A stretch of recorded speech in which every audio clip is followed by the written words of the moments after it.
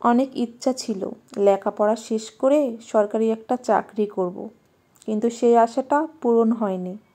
কারণ ক্লাস 8 থেকে যখনই 9-এ উঠি তখনই পরিবার থেকে আমাকে বিয়ে দেওয়া হয়, অনেক জোর করে। জানেনই তো, গ্রামে একটু বড় হলেই সবার চোখে লেগে যায় যে মেয়েটা অনেক বড় হয়েছে, কবে বিয়ে দিবেন, বুড়ি হলে। গ্রামে সাধারণত 6, 7, 8-এ উঠলেই বিয়ে দিয়ে দেয়। তবে এই 3টা বছর আমি অনেক জোর করে টিকিয়েছিলাম, বিয়ে থেকে নিজেকে বাঁচিয়েছিলাম। কিন্তু ক্লাস 9-এ ওঠার পর নিজেকে আর বাঁচাতে পারিনি, জোর করে বিয়ে দিয়েছি।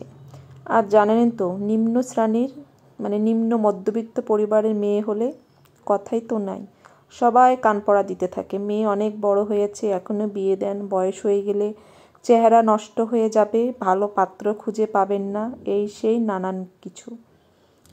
তারপর মা বাবা দেখে শুনে বিয়ে দিয়ে দেয়। আর গ্রামে সাধারণত চাকরিজীবী ছেলেদেরকে তেমন একটা পছন্দ করে না, বলে চাকরির ভাত নাকড়ি। আর যাদের একটু জমাজমি আছে তাদেরকে বেশি প্রাধান্য দেওয়া হয়। তো আমার সাথে যার বিয়ে দেওয়া হয়েছে তাদের জমাজমি ছিল 3-4 বিঘার মতো। যেহেতু আমি নিম্ন মধ্যবিত্ত ঘরের পরিবারের মেয়ে, তাই 3-4 বিঘা জমি তাদের কাছে অনেক কিছু মনে হয়েছে। তাই আমাকে জোরপূর্বক বিয়ে দেওয়া হয়েছে, বাল্য বিবাহ যাকে বলা হয়। যাই হোক, বিয়ে দেওয়ার পর প্রথম 2 দিন ভালোই ছিলাম। তারপর আমার উপর চলে আসে নির্যাতন।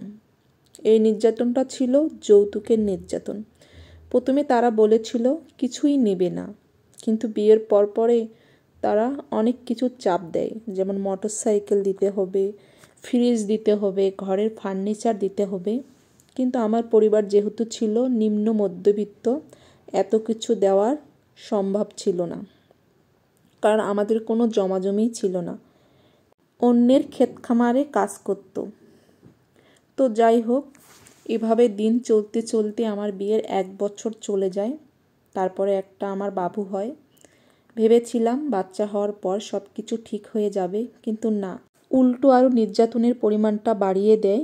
তারপরে আমি অনেক কষ্ট করে চেয়েছিলাম সংসারটাকে টিকিয়ে রাখতে, কারণ একটা মেয়ে এত সহজে সংসার ছাড়তে চায় না। কিন্তু আমি পারিনি, শেষ পর্যন্ত লড়াই করে অবশেষে বাবার সংসারে বোঝা হয়ে যাই। আমরা ছিলাম 5 ভাই বোন, 4 বোন, 1 ভাই। আমি ছিলাম সবার বড়। আর আমার বিয়ের পর তো বাবার বাড়িতে বোঝা হয়ে যাই। এই দোষটা কিন্তু আমার না। তারপরেও সমাজের যে মানুষেরা আছে তারা আমারে দোষ দেয় যে এই মেয়েটা ভালো না, এজন্যে সে স্বামীর সংসারে টিকতে পারেনি, সংসার করে থাকতে পারেনি।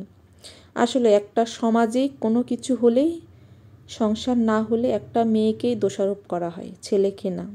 তারা সবাই মনে করে আমার শ্বশুরবাড়ির সবাই ভালো, আমি শুধু খারাপ। তারপরেও খারাপের বোঝা মাথায় নিয়ে থাকতে চাই।